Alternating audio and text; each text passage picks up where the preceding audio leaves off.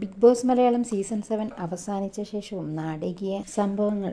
വിന്നറായ അനുമോളും PR ചെയ്ത വിനുവും തെറ്റിപ്പിരിഞ്ഞു. Anumol show വിന്നറായതിൽ പ്രധാന പങ്കുവഹിച്ചയാളാണ് Vinu.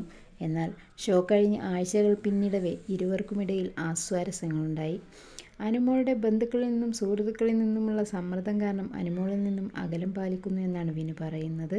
Mile stone മേക്കേഴ്സിൻ്റെ award function ഉണ്ടായിരുന്നു. അവിടെ വിനു പോയിരുന്നു. വിനുവിന് അവാർഡും കൊടുത്തിരുന്നു.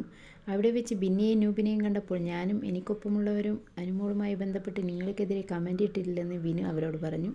അനുവിൻ്റെ ബാക്കി ഫാൻസ് ഗ്രൂപ്പാണ് അത് ചെയ്തത്. ആ ഗ്രൂപ്പിൽ അനുവിൻ്റെ ചേച്ചിയുണ്ടെന്നും പറഞ്ഞു.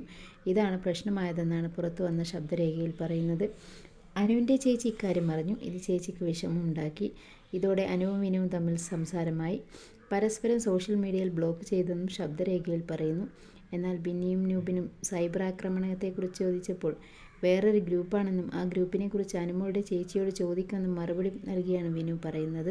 അനുമോളും താനും തമ്മിൽ വഴക്കുണ്ടായെന്നും ബിന്നിയുടെ വാക്ക് കേട്ട് തന്നെ കുറ്റപ്പെടുത്തിയപ്പോൾ വിഷമമുണ്ടായെന്നും വിനു പറയുന്നുണ്ട്. അനുവും വിനുവും തമ്മിൽ വൈകാതെ തെറ്റിപ്പിരിയുമെന്ന് നേരത്തെ തന്നെ സോഷ്യൽ മീഡിയയിൽ പ്രചരിച്ചവരുണ്ട്. വിനു അനുമോൾ ജയിച്ചതിൽ പ്രധാന പങ്കുവഹിച്ച ആളാണെങ്കിലും വിജയത്തിൻ്റെ 100% ഉത്തരവാദിത്വവും PR-ന് നൽകുകയായിരുന്നു പലരും. ഹേറ്റേഴ്സ് ഇത് ആയുധമാക്കി.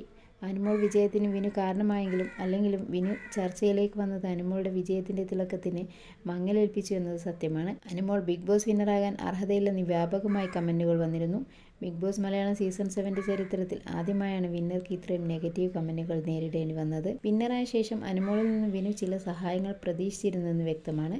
ബിഗ് ബോസിൽ സമ്മാനമായി ലഭിച്ച കാർ അനുമോൾ തനിക്ക് നൽകുമെന്ന് പ്രതീക്ഷിക്കുന്നെന്ന് വിനു അടുത്തിടെ പറഞ്ഞിരുന്നു. എന്നാൽ തൻ്റെ പഴയ കാർ പോലും ആർക്കും കൊടുക്കില്ലെന്നും അധ്വാനിച്ച് വാങ്ങിയതാണെന്നുമാണ് അനുമോൾ പറഞ്ഞത്. പണത്തിൻ്റെ കാര്യത്തിൽ താൻ പിശുക്കിയാണെന്ന് അനുമോൾ തന്നെ പറഞ്ഞിട്ടുണ്ട്.